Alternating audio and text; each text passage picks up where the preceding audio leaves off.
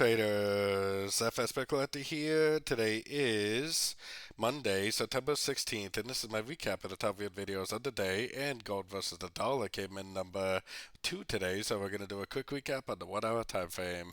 If you didn't see my full top down analysis from this morning on gold, make sure you check out the video linked at the end of this video over here. So very sideways day for gold, definitely for the most part. Even on the 1 hour time frame, price was not able to break structure to the downside. So we are definitely in an uptrend literally on every single higher time frame, including the 1 hour time frame.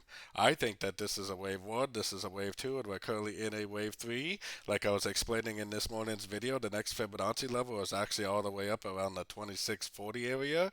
And I think at this point it probably is pretty likely that it will at least go that high and maybe even beyond. Like I've been explaining on my full top down videos, wave 3s can extend way beyond what you might think they could extend. So definitely continue to look for longs at least until we get some sort of a break of structure to the downside, preferably on like the 4 hour to daily time frame. So definitely got some pretty decent news coming out tomorrow. We got some Canadian news in the New York session tomorrow. We got Canadian CPI inflation data coming out tomorrow. We also have retail sales for the U.S.